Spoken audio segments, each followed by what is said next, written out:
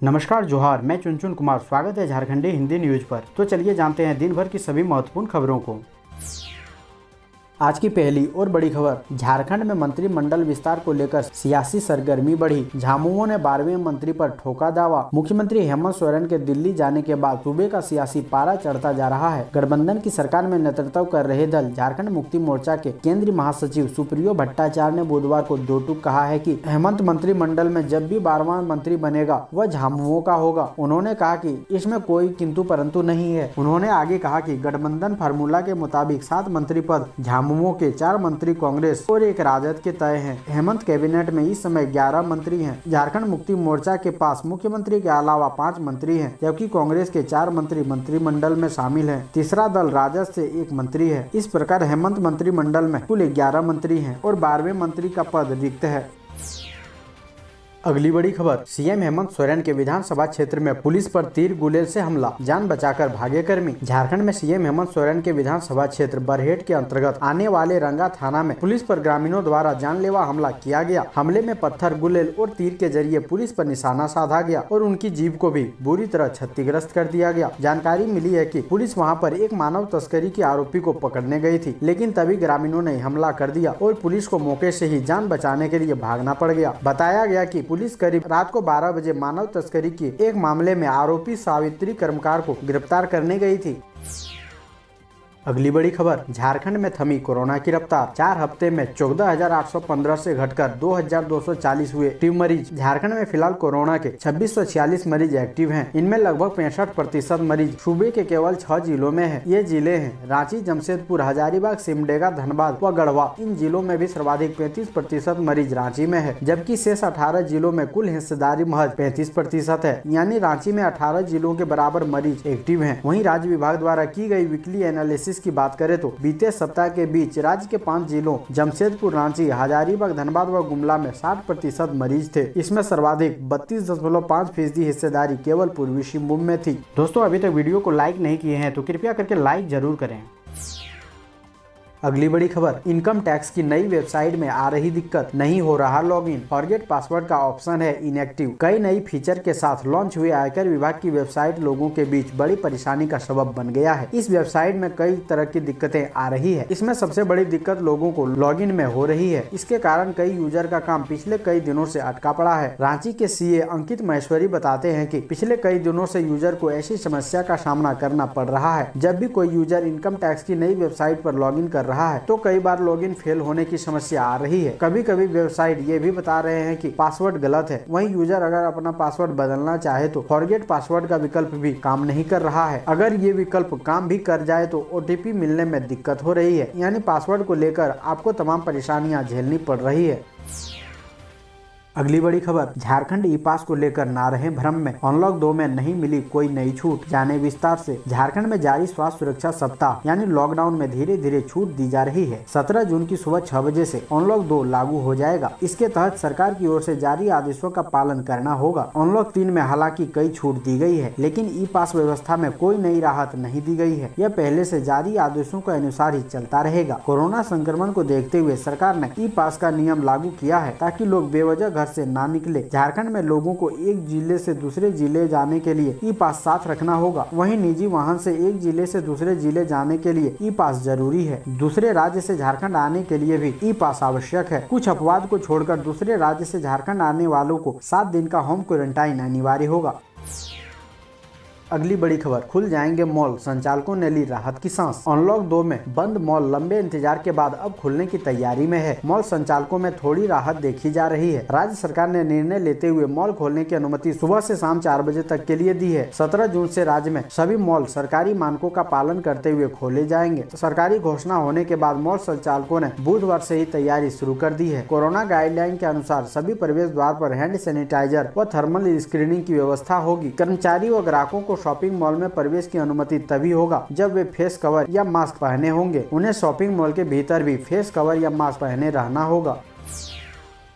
अगली बड़ी खबर, बच्चों को निमोनिया के साथ कोरोना से भी बचाएगी पीसीवी वैक्सीन। हर साल बच्चों को लगेगा मुफ्त टीका। स्वास्थ्य मंत्री बन्ना गुप्ता ने कहा है कि न्यूमोकोकल कंजुगेट वैक्सीन यानी पीसीवी न केवल बच्चों को निमोनिया से बचाएगी बल्कि यह बच्चों को कोरोना से भी बचाने में महत्वपूर्ण कवच साबित होगी। उन्होंने कहा कि कोरोना की संभावित तीसरी लहर में बच्चों के अधिक संक्रमित होने की बात सामने आ रही है। ऐसे में यह वैक्सीन इस लहर से निपटने में भी सहायक होगी, क्योंकि कोरोना और निमोनिया के लक्षण लगभग समान होते हैं। मुख्यमंत्री ने गुरुवार को ये बातें निमोनिया टीकाकरण के राज्य स्तरीय लॉन्चिंग कार्यक्रम को संबोधित करते हुए कही। उन्होंने कहा कि बच्चों को पीसीवी लगने से राज्य में शिशु मृत्यु दर में और कमी आ जाएगी, जो वर्तमान में प्रति 1000 जन पर 29 है। अगली बड़ी खबर, मरीजों को निजी अस्पताल रेफर करने के मामले में स्वास्थ्य मंत्री बन्ना गुप्ता सख्त, सिविल सर्जन से मांगी रिपोर्ट। इन 3 बिंदुओं पर जांच का आदेश। आयुष्मान भारत योजना के लाभुकों को सरकारी अस्पताल से निजी अस्पताल में रेफर करने की जांच होगी। स्वास्थ्य मंत्री बन्ना गुप्ता ने मामले की गंभीरता को देखते हुए बोकारो सिविल सर्जन को जाँच करने का आदेश दिया है। सिविल सर्जन को 3 बिंदुओं पर जाँच करने के लिए कहा गया है। उनसे पूछा गया है कि सदर अस्पताल में सभी व्यवस्था उपलब्ध होने के बाद भी रेफर केस के मामले क्यों बढ़े, इस बिंदु पर गंभीरता पूर्वक जांच करें। साथ ही आयुष्मान भारत योजना के लिए जिला में तैनात समन्वयक की भूमिका व एक रेफर केस की बिंदुवार जांच करने को कहा गया है। सीएम को 1 सप्ताह में जांच कर रिपोर्ट सौंपने का निर्देश दिया गया है। स्वास्थ्य मंत्री ने स्पष्ट किया है कि सरकारी सुविधा के बावजूद निजी अस्पताल में रेफर करने का मामला पहली नजर में संदिग्ध प्रतीत होता है। अगली बड़ी खबर, कोरोना टीकाकरण जागरूकता के लिए आगे आए व्यापारी, टीका लगवाने पर डिस्काउंट कूपन का किया ऐलान। पश्चिमी सिंहभूम में कोरोना टीकाकरण को रफ्तार देने के लिए प्रशासन और मीडिया के साथ अब व्यापारिक संगठन भी आगे आया है। बुधवार को Chaibasa chamber of commerce and industries ने उपायुक्त अनन्य मित्तल से मिलकर इस बारे में पहल की है। इसके तहत कोविड टीका लेने वालों को डिस्काउंट कूपन दिया जाएगा। चैम्बर द्वारा जारी इस कूपन में वर्णित प्रतिष्ठान से सामान खरीदारी पर अतिरिक्त 5% तक की छूट दी जाएगी। इस कूपन का लाभ ग्रोसरी, दवा, कपड़े व इलेक्ट्रॉनिक सामान की खरीद पर मिलेगा। चैम्बर का एक प्रतिनिधि मंडल अध्यक्ष नितिन प्रकाश के नेतृत्व में उपायुक्त को 5100 डिस्काउंट कूपन सौंपे। इस दौरान उपायुक्त ने चैम्बर की इस कार्य की सराहना करते हुए कहा कि इस पहल से वैक्सीनेशन के कार्य को और गति मिलेगी।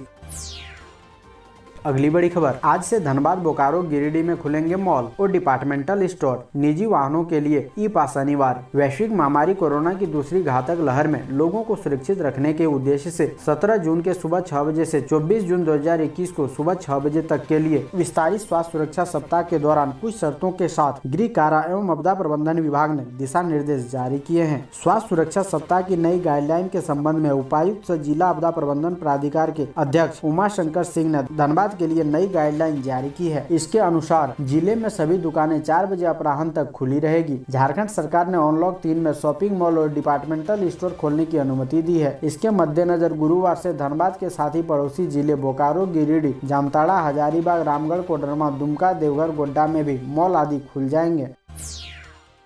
अगली बड़ी खबर, झारखंड के इन जिलों में आज होगी भारी बारिश, जाने अपने शहर का हाल। राजधानी रांची में गुरुवार को सुबह से घने बादल छाए हुए हैं। इसके साथ ही रह रह कर हल्की बारिश हो रही है। मौसम विभाग के अनुसार आज दिन में 1 से 2 बार हल्के से मध्यम दर्जे की बारिश हो सकती है। इसके साथ ही मेघ गर्जन और वज्रपात की भी संभावना है। शहर के अधिकतम और न्यूनतम तापमान में कोई परिवर्तन होने की संभावना नहीं है। वहीं मौसम विभाग ने पूर्वानुमान में बताया कि आज राज्य में कोडरमा, चतरा, गढ़वा, धनबाद, सरायकेला खरसावां, पूर्वी सिंहभूम, पश्चिमी सिंहभूम और सिमडेगा में भारी बारिश के साथ मेघ गर्जन और वज्रपात की संभावना है। इस दौरान 30 से 40 किलोमीटर प्रति घंटा के रफ्तार से हवा चल सकती है। इसे देखते हुए मौसम विभाग ने ऑरेंज अलर्ट जारी किया है। अगली बड़ी खबर, अवैध संबंध के शक में धारदार हथियार से पति ने की पत्नी की हत्या। मंगलवार की रात राजनगर थाना क्षेत्र के सितानी गांव में अवैध संबंध की आशंका में पति ने धारदार हथियार से गला रेतकर पत्नी की हत्या कर दी। घटना के बाद पुलिस ने आरोपित पति को गिरफ्तार कर लिया है। जानकारी के अनुसार तिसानी गाँव के दामोदर सोरेन व उसकी पत्नी डुमनी सोरेन के बीच मंगलवार की रात किसी बात को लेकर झगड़ा हुआ था। दोनों के बीच झगड़ा इतना अधिक हुआ कि पति ने धारदार हथियार से पत्नी के गर्दन पर वार कर दिया, जिससे उसकी मौत हो गई। दंपति के 3 मासूम बच्चे भी हैं। घटना को अंजाम देने के बाद दामोदर सोरेन बच्चों के साथ घर में ही सो गया। बुधवार की सुबह राजनगर पुलिस को घटना की जानकारी मिली। उसके बाद पुलिस सितानी गांव पहुंची और डुमनी सोरेन के शव को कब्जे में लेकर पोस्टमार्टम के लिए भेज दिया गया। साथ ही आरोपी दामोदर सोरेन को गिरफ्तार किया गया।